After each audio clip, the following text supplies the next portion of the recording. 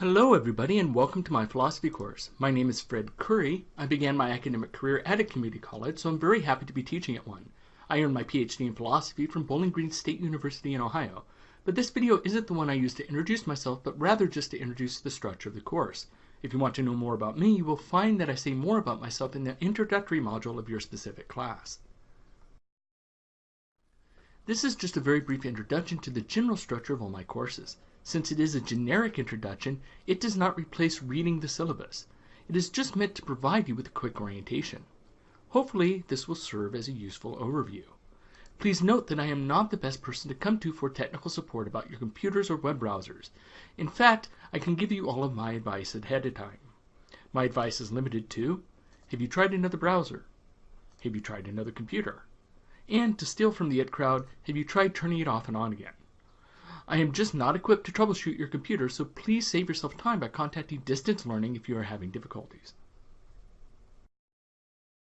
All of my courses have 16 main modules, not counting the introductory module.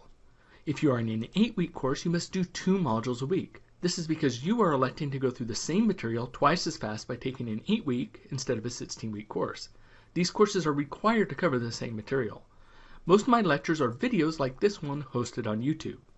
They have closed captioning, and remember, YouTube allows you to change playback speed, so if I am speaking too fast or too slowly, you can alter this to suit your tastes. Most modules also contain a review section with key concepts and terms that supplement the lecture. Sometimes these are lengthy and sometimes they are short. I suggest that you copy these into a file for yourself to use for review. Students must remain active in the class. If assignments are missing for a week, especially early on, there's a good chance that you will be dropped from the course. Of course, if you want to be dropped, do not just stop attending. You want to make sure that you are dropped correctly and in a timely manner. I do not drop inactive students because I'm hard-nosed or like being a jerk. I'm required by law to try to drop inactive students. This is to prevent financial aid fraud.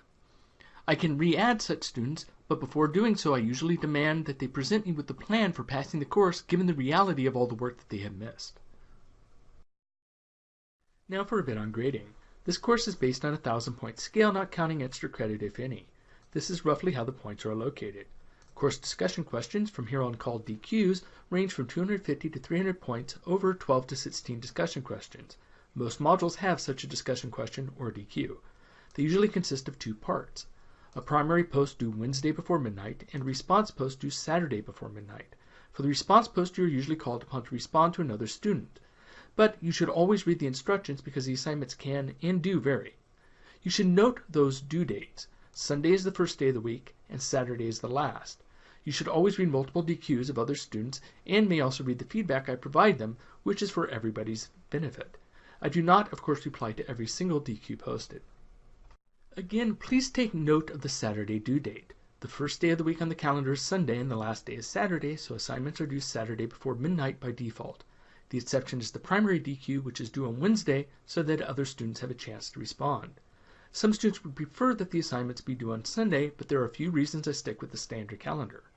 First, it is the most common standard calendar in the US. Second, many other courses have Sunday due dates, so this means that students do not have to cram all of their work into one day if they tend to procrastinate. 3. No matter when I set the due date, you still have a full week to do the assignment. Making items due on Sunday does not give you an extra day. And 4, sometimes the semester ends before Sunday, and if the final assignments were due on Sunday, usually, students would think that they have an extra day to finish the final, and many students would fail as a result. So please keep all of this in mind. DQs are the central focus of the course.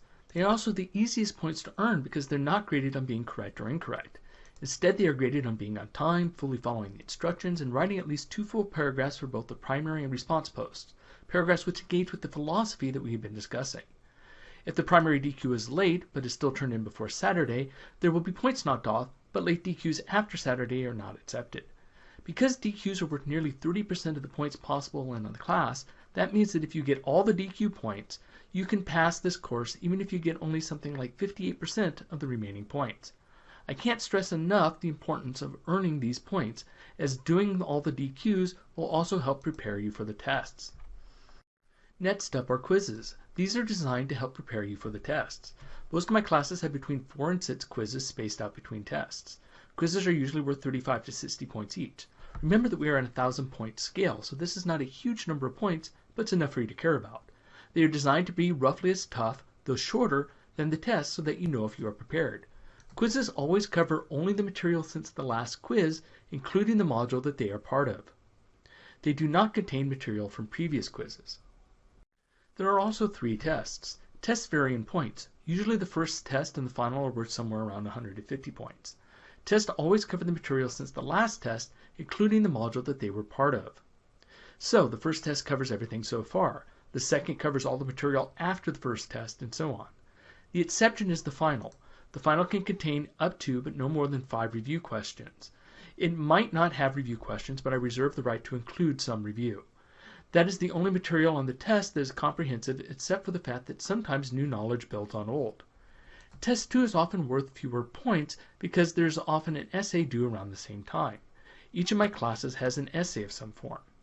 The nature of this essay differs for each class, but is usually worth around 80 to 120 points and due a little after the midpoint of the semester. The last 10 points are usually awarded for checking your comments. I take care to write extensive feedback on each essay. What you need to do to start this class. First, you should read the syllabus. As noted, this is just a very brief overview. The syllabus will tell you the materials you need, more about the structure and student learning outcomes, and so forth. In the introduction module, there's also an assignment list which lists all the assignments and readings. Second, you will have to take a course procedures and policies quiz. This is to ensure that you understand the structure of the course. This is the only quiz that you can take multiple times. You must take it until you get 100%. You cannot proceed until you do. You must also sign the student learning contract.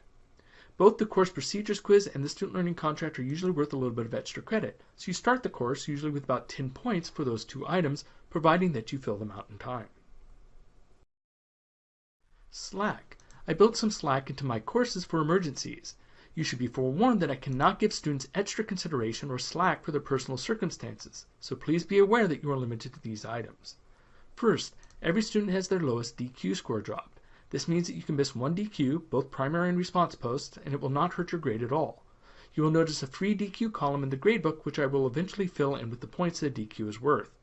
You do not need to tell me which DQ you are dropping. Your lowest score will be dropped automatically. Second is the course favor. Here is how it works. Every student starts off with 10 extra credit points in this column. If it is the beginning of the semester and yours is 0, do not panic. I have to set this manually and normally do so when the first student asks for a favor or after the first quiz sometime.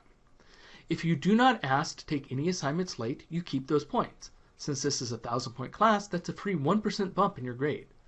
If you need to take something late, you may take an assignment up to a week late, provided that it is not during the last week of the semester. If you do so, you lose those 10 extra credit points, but are allowed to make up the assignment. To use your course favor, email me and ask to use your favor for one of the assignments that's not more than a week overdue and before the last week of the semester. In this way, everybody in the class has a little bit of slack, and those who do all of their work as they are supposed to get a bit of a bump. Most classes have 1 or 2 other extra credit assignments, but no extra credit is guaranteed to you as part of the course, and the amount varies by course. I suggest that you take advantage of extra credit when it is offered, because I do not offer special extra credit to students who ask for it. That would not be fair to others. I do offer a couple points of extra credit to students who report serious problems with the class. A serious problem is not a typo, but a dead link or something which is broken. Likewise, I do not bump up grades without an academic reason. For example, C's start at 700 points, not 699 and not 699.5 points. I do sometimes bump up grades, but only because there is an academic reason, not because I am asked. Further, I do not need to be asked to review your grade for a bump. I look at all borderline grades. Academic reasons include: have you done all of the DQs? Have you checked the feedback on your essay? Have you taken advantage of available extra credit when it was offered? And have you asked questions about philosophy in the raised hands forum? Please ask me questions just as you would in a real-time course.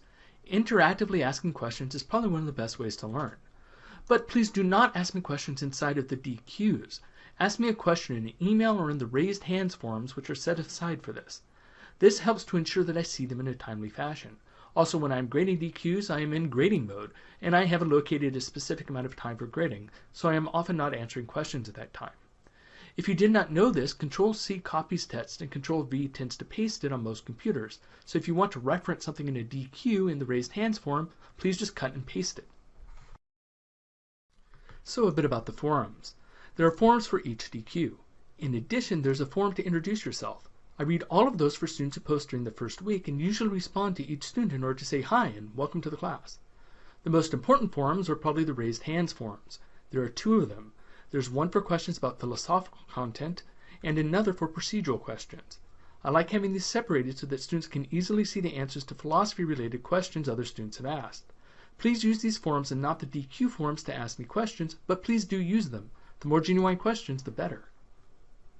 Other forums include the Coffee Shop forum. This forum is for posting anything you wish to discuss with your fellow students. It is for side chat. Talk about your hobbies or movies you have seen or music you like to listen to, or link to a web page with crafts you make. Anything you like, so long as it is school appropriate. There is also a DQ feedback forum.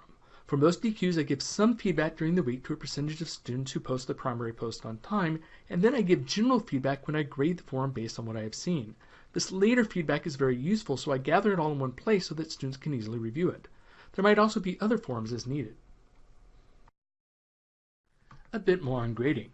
Once again, we are using a 1,000-point scale. This way it is always easy to know exactly how many points you need to get the grade you want. If you have 450 points, then you need 250 more for a C or 450 more for an A.